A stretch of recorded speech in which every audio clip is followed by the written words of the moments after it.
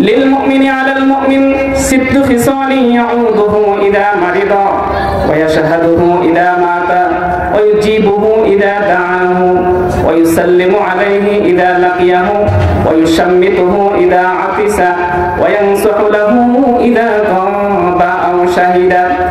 আল্লাহর হাবিব সাল্লাল্লাহু আলাইহি ওয়াসাল্লাম বলেছেন, একজন মুমিনের জন্য অপর মুমিনের উপর, এক মুমিন অপর মুমিনের উপর 6টি হক রয়েছে। কয়টি হক রয়েছে বলেন? একজন মুমিন অপর মুমিনের উপর তার 6টি হক রয়েছে। ইয়াউদুহু ইযা মারিদা, নাম্বার 1 হচ্ছে যদি কোনো ভাই কিংবা প্রতিবেশী কোনো বোন যদি অসুস্থ হয় তাকে দেখতে যাওয়া, এটা হচ্ছে 1 নাম্বার হক।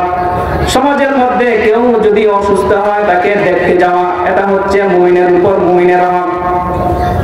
ওয়া ইয়াশহাদুহু ইযা মাতা, নাম্বার 2 হচ্ছে কেউ যদি ইন্তেকাল করে মারা যায় তাকে তার জানাজায় শরীক হওয়া। আমাদের মধ্যে অনেক মুমিন আছে, অনেক ভাইয়েরা আছে, যদি কেউ মারা যায় তখন তাকে দেখতেও যায় না, জানাজাও যায় না, ঠিক কিনা বলেন? এরকম আছে না নাই? তাকে দেখতেও যায় না, তার জানাজাও যায় না, অথচ রাসূল বললেন মুসলমানদের অন্যতম একটি হক হচ্ছে ব্যক্তি যখন মারা যায় তখন তার জানাজায় শরীক হবে, বলি সুবহানাল্লাহ। নাম্বার 3 হচ্ছে ওয়াজিবুহু ইযা দাআহু, কোন মুমিন ভাই যদি বিপদে পড়ে অথবা কোনো কাজে যদি তাকে আহ্বান করে, তাকে দাওয়াত দেয়, তাকে ডাকে, ইযা দাআহু, তখন তার ডাকে সাড়া দিবে। তারপরে 4 নম্বর হলো ওয়াইসাল্লিমুহু ইযা লাকিয়াহু, কোন মুমিন ভাই যদি তাকে সালাম দেয় তাহলে সে সালামের জবাব দিবে। অনেক ভাইয়েরা আছে অহংকারী ভাইয়েরা, তারা সালাম দেয়ও না, সালাম দিলে সালাম নেয়ও না।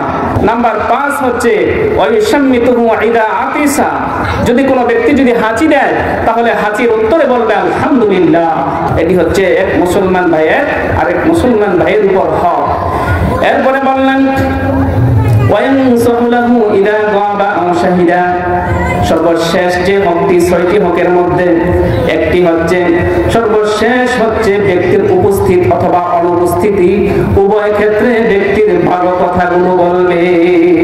ব্যক্তিটা কেমন, সে মন্দ না সে খারাপ, যদি কোনো ব্যক্তি সম্পর্কে যদি আলোচনা করতে হয় তাহলে অবশ্যই তার ভালো দিকগুলো মানুষের কাছে আলোচনা করতে হবে।